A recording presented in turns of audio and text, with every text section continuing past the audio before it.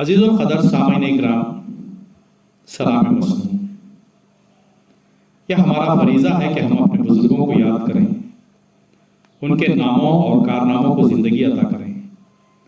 مردہ ہے وہ قوم جو اپنے بزرگوں کو بھلا دیتی ہے اور ان کے نیک ناموں کو ضائع کر دیتی ہے۔ آج 15 اکتوبر ہے۔ ہمارے سائنسدان، مثل مین اے پی جے عبدالکلام، جو ہماری ہندوستان کے 11ویں صدر تھے، ان کا پیدائش کا دن ہے۔ ان کے عظیم کردار اور روشن دماغ کے چراغ سے ہمارے بھی دل و دماغ روشن ہو جائیں، یہ سوچ کر یادگار سیریز کے ذریعے انہیں خراج تحسین پیش کیا جا رہا ہے۔ سماعت فرمائیں۔ شمس تبریز قاسمی کا ایک مضمون ہے، اے پی جے عبدالکلام نئی نسل کے لیے مشعل راہ، جو مؤخر اخبار سالار کے 30 جولائی 2015 کو شائع ہوا تھا۔ اے پی جے عبدالکلام کو خراج تحسین پیش کرنے کے لیے یہ بہت ہی موزوں ہے۔ سماعت فرمائیں۔ ابوالفاخر زین العابدین عبدالکلام اپنی زندگی کے 83ویں بہاریں دیکھ کر اس دار فانی سے دارالبقا کی طرف رقت سفر باندھ چکے ہیں۔ وہ ایک نرم دل، امن پسند، دور اندیش مفکر، سعی مسلسل کے پیکر، عظیم سائنسداں، ملک کے 11ویں صدر جمہوریہ اور بھارت رتن تھے۔ ان کی زندگی کا ہر پہلو درخشاں اور کہکشاں ہے۔ مذہب و مسلک کی تفریق کے بغیر ہر دل عزیز شخص تھے۔ ہندو، مسلم، سکھ، عیسائی، ہر ایک کے نزدیک وہ قابل قدر اور مسلم تھے۔ انہوں نے اپنے طرز عمل سے کبھی کسی کو شکایت کا موقع نہیں دیا۔ ان کی وفات ہندوستان کا عظیم خسارہ اور دنیائے سائنس کا بے پناہ نقصان ہے۔ وہ ان گنے چنے لوگوں میں شامل ہیں جن کے علم و کمال کے سبب ہندوستان کو شہرت ملی ہے۔ انہوں نے ملک سے شہرت و ناموری لینے کے بجائے اسے دینے کی کوشش کی ہے۔ میزائل اور آٹمی ہتھیار کے فراہمی کر کے پوری دنیا میں ہندوستان کا نام فخر سے بلند کیا۔ ڈاکٹر عبدالکلام علم کے بے پناہ شیدائی اور اس کے حصول میں جد و جہد کرنے کے لیے سب سے زیادہ مشہور رہے۔ مشقتیں اٹھا کر، پریشانیاں جھیل کر حصول علم کی جو کہانیاں کتابوں میں پڑھنے کو ملتی ہیں، ان کے ساتھ رہنے والوں نے یہ چیزیں ان کی زندگی میں مشاہدہ کی ہیں۔ انہوں نے ہمیشہ کہا کہ کامیابی کا سب سے پہلا زینہ علم اور جد و جہد ہے۔ وہ علامہ اقبال کے اس نظریے سے مکمل طور پر ہم آہنگ تھے کہ ستاروں سے آگے جہاں اور بھی ہیں، ستاروں سے آگے جہاں اور بھی ہیں، ابھی عشق کے امتحان اور بھی ہیں، ابھی عشق کے امتحان اور بھی ہیں۔ ان کی زبان سے نکلنے والی ہر بات اقوال زرین کی فہرست میں شامل ہوتی ہے۔ ملک کی ترقی کے تئیں وہ ہمیشہ فکر مند رہے۔ غریبوں سے ہمدردی، طالبان علم سے محبت، وابستگی اور عوام سے ملنا جلنا ان کی زندگی کی خاص شناخت بن گئی تھی۔ یہ حسن اتفاق ہے کہ ان کی موت کا گواہ بھی ایک ایسا پروگرام بنا جہاں IIT کے طلباء سے خطاب کرتے ہوئے انہیں زندگی میں آگے بڑھنے کا ہنر سکھا رہے تھے۔ ان کی یہی وہ خصوصیات ہیں جن کے سبب پورا ملک افسردہ، غمزدہ اور سوگوار ہے۔ ہندوستانی عوام میں صف ماتم بچھ گئی تھی۔ حکومت نے ہندوستان کی اس عظیم اور عبقری شخصیت کو ان کے شایان شان خراج عقیدت پیش کرنے میں کوئی کسر نہیں چھوڑ رکھی تھی۔ صدر جمہوریہ، نائب صدر جمہوریہ، وزیر اعظم نریندر مودی جی، اپوزیشن لیڈر سونیا گاندھی جی، RSS کے سربراہ موہن بھگوت جی سمیت تمام اہم شخصیات ان کے انتقال کو ملک کا عظیم خسارہ قرار دے چکے ہیں۔ الیکٹرانک اور پرنٹ میڈیا دونوں فرد عقیدت و محبت سے سرشار ہو کر انہیں خراج عقیدت پیش کیا۔ خلاصہ یہ کہ مذہب و مسلک کی تفریق کے بغیر جس انداز سے انہیں خراج عقیدت پیش کیا گیا، اس کی مثال تاریخ میں کسی اور کے وفات پر دیکھنے کو نہیں ملی۔ مت سہل ہمیں جانو پھرتا ہے فلک برسوں، مت سہل ہمیں جانو پھرتا ہے فلک برسوں، تب خاک کے پردے سے انسان نکلتے ہیں۔ بابائے میزائل تمل ناڈو کے علاقے رامیشورم میں 15 نومبر 1931 میں ایک متوسط مسلم فیملی میں پیدا ہوئے۔ ان کے والد کشتیاں کرائے پر دیتے تھے۔ انہوں نے خود تعلیم یافتہ نہ ہونے کے باوجود عبدالکلام کی تعلیم و تربیت پر پوری توجہ دی۔ شاید ان کے ذہن میں بھی یہی بات تھی کہ تعلیم انسانیت کا سب سے خوبصورت لباس اور کامیابی کا ذریعہ ہے۔ تعلیم انسانیت کا سب سے خوبصورت لباس اور کامیابی کا ذریعہ ہے۔ اے پی جے عبدالکلام نے بے پناہ مشقتوں اور دشواریوں سے مقابلہ کر کے اپنا تعلیمی سفر مکمل کیا۔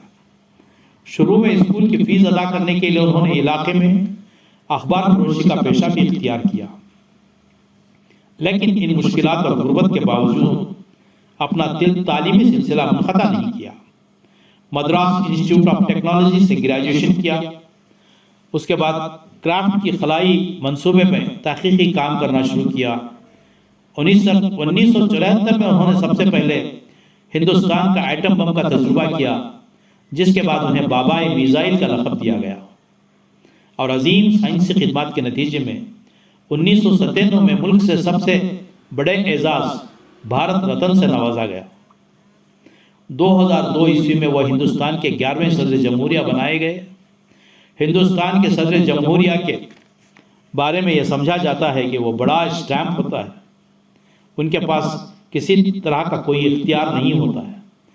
صدر جمہوریہ کا کام صرف بیرون ممالک کا دورہ کرنا اور حکومت کی پالیسیوں کے مطابق چلنا ہوتا ہے، لیکن عبدالکلام نے اپنی مدت صدارت میں یہ باور کرایا کہ صدر جمہوریہ ربر اسٹیمپ نہیں بلکہ ملک کا سب سے پاورفل شخص ہوتا ہے۔ چنانچہ انہوں نے اپنے دور صدارت میں کئی بل پر دستخط نہیں کیے۔ بی جے پی کے دور حکومت میں اٹل بہاری واجپئی کے منع کرنے کے باوجود گجرات کا دورہ کر کے کیمپوں میں پناہ گزین مسلمانوں کا جائزہ لیا۔ سپریم کورٹ کے سابق جج جسٹس مارکنڈے کاٹجو نے اپنے فیس بک ٹائم لائن پر بجا لکھا ہے کہ کانگریس نے عبدالکلام کو دوسری مرتبہ صدر منتخب کرنے کے بجائے پرتیبھا پاٹل کو اس عہدے پر لا کر رکھ دیا، جنہوں نے ربر اسٹیمپ ہونے کا پورا ثبوت دیا۔ عبدالکلام کو دوبارہ موقع نہ دینے کی وجہ یہی تھی کہ انہوں نے کئی بل واپس کر دیے تھے اور با اختیار بن کر رہنے کے عادی تھے۔ ڈاکٹر عبدالکلام نے اپنے دور صدارت میں کل 175 دورے کیے، جس میں بیرونی ممالک کے صرف 7 دورے ہی شامل ہیں۔ عبدالکلام کے ساتھ رہنے والوں اور انہیں قریب سے جاننے والوں کا کہنا ہے کہ وہ انتہائی نرم دل اور سادہ مزاج انسان تھے۔ ان کی طبیعت میں حد درجہ سادگی پائی جاتی تھی۔ وہ پہلے صدر ہیں جنہوں نے راشٹرپتی بھون کو پبلک کے لیے عام کر دیا تھا۔ راشٹرپتی بھون کو پبلک کے لیے عام کر دیا تھا۔ عام لوگوں سے ملنے جلنے کی کثرت کی وجہ سے انہیں عوام کا صدر کہا جاتا تھا۔ وہ اپنے مہمانوں کی ضیافت اپنی جیب خاص سے کرتے تھے۔ چنانچہ مئی 2006 عیسوی میں صدر عبدالکلام کا سارا کنبہ ان سے ملنے دہلی آیا۔ مجموعی طور پر ان میں 52 لوگ شامل تھے۔ ان میں 90 سال کے بڑے بھائی سے لے کر ان کی 1.5 سال کی پڑ پوتی بھی تھی۔ یہ لوگ 8 دن تک صدارتی محل میں ٹہرے، اجمیر شریف بھی گئے۔ کلام نے ان کے ٹہرنے کا کرایہ اپنی جیب سے ادا کیا، یہاں تک کہ ایک پیالی چائے تک کا حساب رکھا گیا، اور ان کے جانے کے بعد کلام نے اپنے اکاؤنٹ سے 3,52,000 روپے کا چیک کاٹ کر صدارتی دفتر کو بھیجا۔ ان کے صدر رہتے یہ بات کسی کو پتہ نہیں چلی۔ بعد میں جب ان کے سیکریٹری نارائن ان کے ساتھ گزرے گئے دنوں پر کتاب لکھی تو پہلی بار اس کا ذکر سامنے آیا۔ اس طرح ان کا ایک اور واقعہ بیان کیا جاتا ہے۔ نومبر 2002 عیسوی میں رمضان کے مہینے میں ڈاکٹر عبدالکلام نے اپنے سیکریٹری کو بلا کر پوچھا، یہ بتائیے کہ ہم افطار کا اہتمام کیوں کریں؟ ویسے بھی یہاں مدعو کیے جانے والے افراد کھاتے پیتے لوگ ہوتے ہیں، آپ افطار پر کتنا خرچ کرتے ہیں؟ صدارتی محل کے مہمان نوازی کے محکمے کے سربراہ کو فون لگایا گیا۔ انہوں نے بتایا کہ افطار کی دعوت پر تقریباً 2.5 لاکھ روپے خرچ آتا ہے۔ عبد الکلام نے کہا کہ ہم یہ پیسہ یتیم خانوں کو کیوں نہیں دے سکتے؟ آپ یتیم خانوں کا انتخاب کریں اور یہ یقینی بنائیں کہ یہ پیسہ ضائع نہ ہو۔ صدارتی محل کی جانب سے افطار کے لیے مقرر رقم سے آٹے، دال، کمبل اور سویٹر کا انتظام کیا گیا اور اسے 28 یتیم خانوں کے بچوں میں تقسیم کیا گیا۔ لیکن بات یہیں ختم نہیں ہوئی۔ کلام نے نائر سے کہا کہ یہ چیزیں تو آپ نے حکومت کے پیسے سے لی ہیں، اس میں میرا حصہ کیا ہوگا؟ میں آپ کو 1 لاکھ روپے کا چیک دے رہا ہوں، اس کا بھی اسی طرح استعمال کیجئے جیسے آپ نے افطار کے لیے مختص رقم کیا، لیکن یہ کسی کو مت بتائیے کہ یہ پیسے میں نے دیے۔ اے پی جے عبد الکلام کی زندگی پر کچھ لوگوں کا اعتراض ہے کہ وہ صحیح عقیدہ مسلمان نہیں تھے، لیکن جہاں تک مجھے معلوم ہے کہ انہوں نے ہمیشہ اپنے آپ کو مسلمان لکھا اور کہا۔ ہمارے ایک ساتھی عبدالحی کھگڑیاوی نے جنپت کے علاقے میں ایک مسجد میں کچھ سالوں قبل تراویح سنائی تھی۔ مسجد کے پاس ہی میں صدر جمہوریہ عبد الکلام اور احمد پٹیل اور دیگر کئی لیڈروں کی رہائش تھی۔ عبدالحی کے بقول احمد پٹیل اور صدر جمہوریہ دونوں نماز تراویح پڑھتے تھے۔ ختم تراویح کے دن صدر جمہوریہ نے مصافحہ کر کے ہدیہ بھی دیا۔ وہ بارہا جامعہ مسجد وغیرہ میں نماز پڑھتے ہوئے دیکھے گئے، جیسا کہ راشد علوی اور دیگر لوگوں نے اس کا تذکرہ کیا ہے۔ نماز کی پابندی کے سلسلے میں انہوں نے اپنی کتاب میں بھی لکھا ہے، جس سے پتہ چلتا ہے کہ وہ بچپن سے ہی نماز کے پابند تھے۔ چنانچہ وہ لکھتے ہیں، میں اپنے استاد جناب سوامبیر کے پاس ریاضی پڑھنے کو اکثر 4 بجے جاگ جاتا تھا۔ وہ ایک منفرد ریاضی استاد تھے۔ وہ مفت ٹیوشن پڑھاتے تھے اور ایک سال میں 5 بچوں کو پڑھاتے تھے۔ اپنے طالب علموں پر انہوں نے ایک سخت شرط لگا رکھی تھی۔ شرط یہ ہے کہ تمام طالب علم غسل کر کے صبح 5 بجے ان کے کلاس میں حاضر ہو جائیں۔ میری ماں مجھ سے پہلے جاگ جاتی تھی۔ وہ مجھے نہلاتی اور ٹیوشن کے لیے روانہ کرتی۔ میں 5:30 بجے گھر واپس لوٹتا۔ اس وقت نماز ادا کرنے اور عربی اسکول میں قرآن شریف سیکھنے کے لیے مجھے لے جانے کو والد میرا انتظار کر رہے ہوتے۔ اس کے بعد میں اپنے گھر سے 3 کلومیٹر کے فاصلے پر واقع رامیشورم روڈ ریلوے اسٹیشن پیدل جاتا۔ وہاں سے ہو کر گزرنے والی دھنش کوٹ میل اخباروں کا بنڈل لیتا اور تیزی سے شہر لوٹتا۔ شہر میں سب سے پہلے میں ہی لوگوں تک اخبار پہنچاتا تھا۔ یہ ذمہ داری نبھانے کے بعد میں 8 بجے تک گھر واپس آ جاتا۔ اس وقت میری ماں مجھے عام ناشتہ دیتی، جو میرے دوسرے بھائی بہنوں کو دیے جانے والے ناشتے کے مقابلے میں کچھ خاص ہوتا، کیونکہ میں پڑھائی اور کمائی ایک ساتھ کرتا تھا۔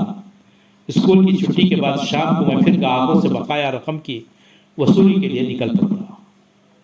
ونگس آف فائر میں اس کا تذکرہ ہے، جو ان کی کتاب ہے۔ صدر جمہوریہ نے اپنے پیچھے کوئی اولاد نہیں چھوڑی۔ ان کے بعد ان کا نہ کوئی بیٹا، بیٹی اور بیوی نہیں ہے جو انہیں یاد کریں گے، لیکن سب کے باوجود انہوں نے کچھ ایسی چیزیں دنیا میں چھوڑی ہیں جس کے سبب وہ ہمیشہ اور بہت زیادہ یاد کیے جائیں گے۔ اخبار بیچ کر حصول تعلیم کرنے سے صدر جمہوریہ بننے تک کا سفر بتاتا ہے کہ یہ ساری شہرت، عزت اور فضل و کمال انہیں کسی وراثت میں نہیں ملی تھی، بلکہ یہ انہیں اپنی زندگی اور لگن سے ملی تھی۔ انہیں اپنی محنت اور لگن سے ملی تھی۔ یہ واقعہ عربی کی مشہور کہاوت من جد و جہد، یعنی جس نے کوشش کی اس نے پایا کی عملی تصویر اور ہمارے لیے ایک زندہ جاوید مثال ہے کہ محنت سے بڑھ کر کوئی اور چیز نہیں ہے۔ محنت سے بڑھ کر کوئی اور چیز نہیں ہے۔ اے پی جے عبد الکلام کی زندگی ہمارے حوصلوں کو مہمیز کرتی ہے اور یہ بتاتی ہے کہ اگر انسان چاہے تو وہ ناممکنات کو ممکنات میں تبدیل کر سکتا ہے۔ ان مسلمانوں کے لیے یہ پیغام ہے جو مختلف مواقع پر تعصب کا بہانہ بنا کر نکل جاتے ہیں کہ ہمیں مسلمان ہونے کی وجہ محروم رکھا گیا۔ آخر عبد الکلام بھی مسلمان تھے جن کی صلاحیت کے سامنے ہر ایک نے گھٹنے ٹیک دیے۔ عبد الکلام نوجوانوں کے درمیان سب سے زیادہ مقبول تھے۔ نئی نسل کے لیے وہ مشعل راہ ہیں۔ انہوں نے دسیوں قیمتی باتیں ہماری اصلاح اور رہنمائی کے لیے چھوڑی ہیں۔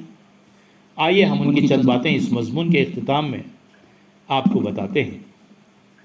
اپنی پہلی جیت کے بعد آرام نہ کریں، اس لیے کہ اگر آپ دوسری مرتبہ ناکام ہو گئے تو زیادہ تر لوگ یہ کہیں گے کہ آپ کی پہلی کامیابی محض اتفاق نصیب تھا۔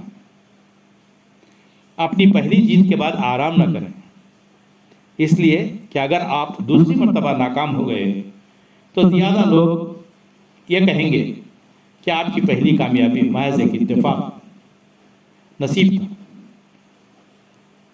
سارے پرندے بارش کے دوران پناہ تلاش کر لیتے ہیں، لیکن شاہین بادلوں سے اوپر اٹھ کر خود کو بارش سے بچاتا ہے۔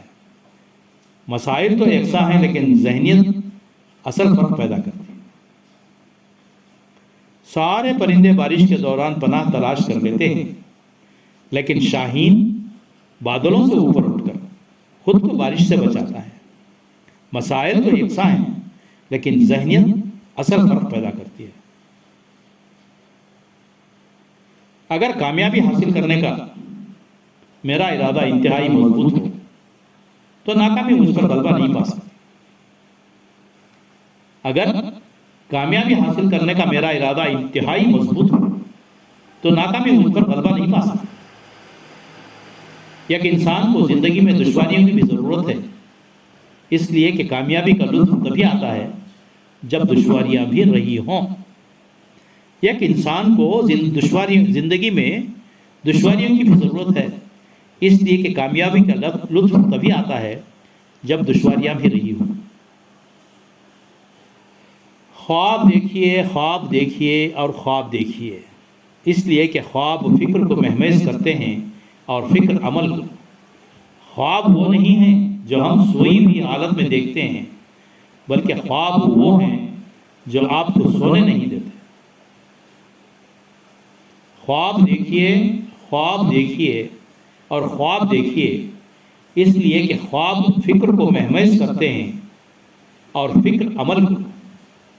خواب وہ نہیں جو ہم سوئی ہوئی حالت میں دیکھتے ہیں، بلکہ خواب وہ ہیں جو آپ کو سونے نہیں دیتے۔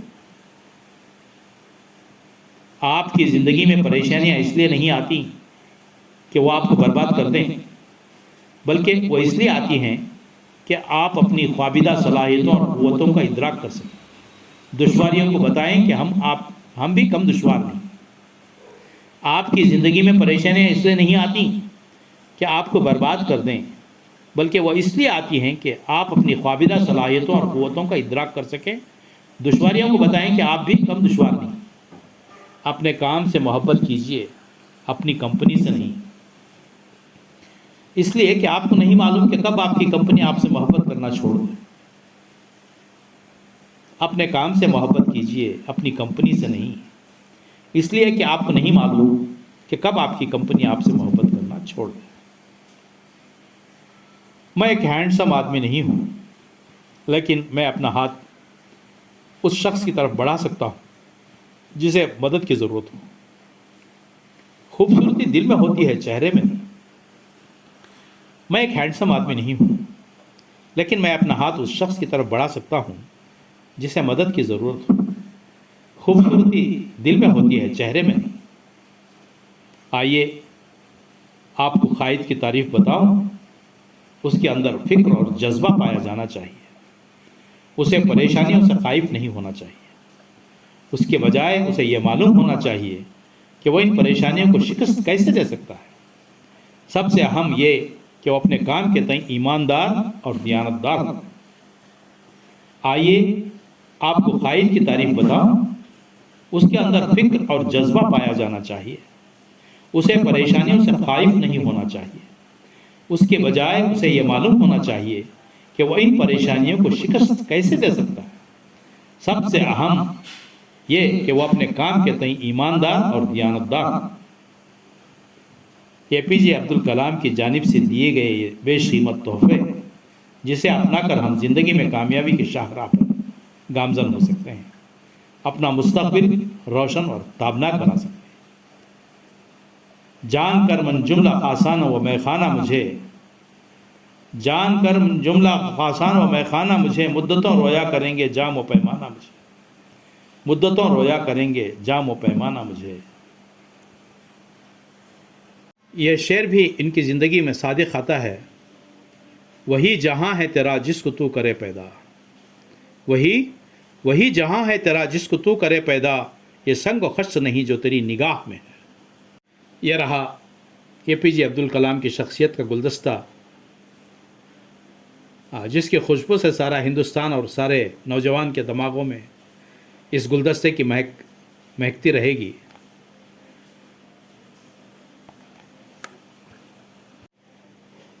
مجھے امید ہے کہ ان کے عظیم کردار اور روشن دماغ کے چراغ سے ہمارے نوجوانوں کے دل و دماغ بھی روشن ہو جائیں اور ایک سچے انسان بن کر قوم و ملک کی خدمت میں لگ جائیں۔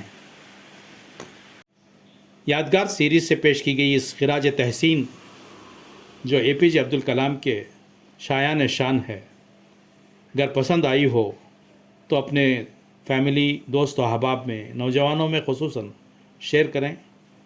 چینل کو نئے ہوں تو سبسکرائب کر لیں تاکہ آئندہ آنے والی قسطیں راست آپ تک پہنچ سکیں۔ جے ہند۔ ڈاکٹر R عبدالحمید، یادگار سیریز چینل آپ کی دعاؤں کا طالب۔